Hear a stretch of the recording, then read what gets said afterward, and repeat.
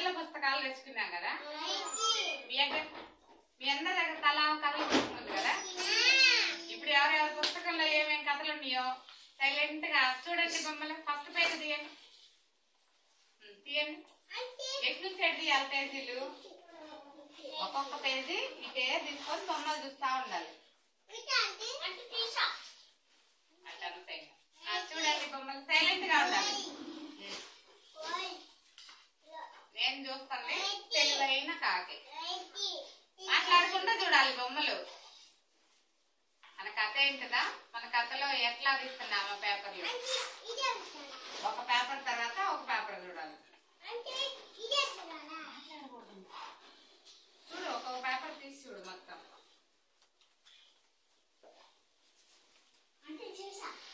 చూడండి.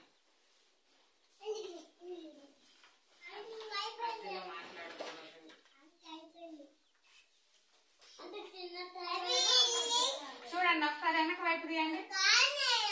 మనకి కథలో ఎన్ని పేపర్లు అయితే ఎన్ని ఉంటాయో అవన్నీ వెనక ఒక్క పేపర్ లోనే వేస్తారనమాట. అర్థమవుతుందా?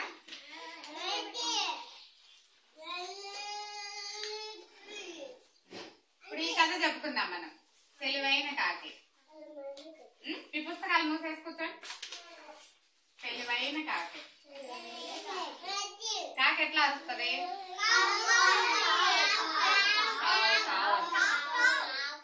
ఒక చెట్టు మీదంట కాకి ఉండేదంట. మనం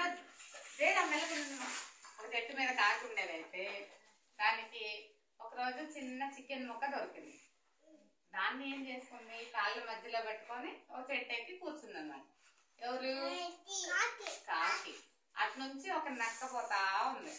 పోయి దాన్ని చూసింది. అబ్బా, కాకి దగ్గర ఎట్లయినా చికెన్ ముక్క కొట్టేయాలి అని అనుకుంది. అప్పుడు దానికి ఏం చెప్తుంది? కాకి బావా మాట్లాడకూడదు. కాకి బావా నువ్వు పాటలు భలే పాడతా ఉంటా కదా, ఒక పాట పాడవా అని అడిగింది. ఎవరు అడిగింది?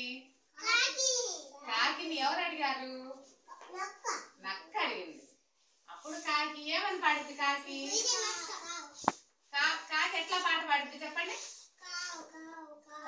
పాట ఎట్లా పాడింది? కావు కావు అంటది. కాకి ఏం చేసిందో తెలుసా? ఆ చికెన్ ముక్క తీసుకొని కాళ్ళ మధ్యలో పెట్టుకొని కావు కావు కావు కావు అని చెప్పి పాట పాడుతా ఉంది. అప్పుడు చికెన్ ముక్క కింద పడిద్దా? పడదు. ఎందుకంటే కాళ్ళ మధ్యలో పెట్టుకుంది కాబట్టి. అప్పుడు నక్కేమనుకుంటుందో తెలుసా? అమ్మో, కాకి చాలా తెలివైందే. నేను పాట పాడేటప్పుడు చికెన్ ముక్క కింద పడిద్ది అనుకున్నాను, కానీ తీసి కాళ్ళ మధ్యలో పెట్టుకుందే. ఇంక దీనికి చికెన్ ముక్క దొరకదు కదా. నక్కకి దొరికిద్దా? దొరకదు. కాకి దగ్గరే ఉంది. అయ్యో నాకు లేదే అనుకుంటా కుసూరు అనుకుంటా వెళ్ళిపోయింది అనమాట నక్క. అప్పుడు కాకి తెలివైందా కాదా? తెలివై ఏం చేసింది? ఎందుకు తెలివైంది?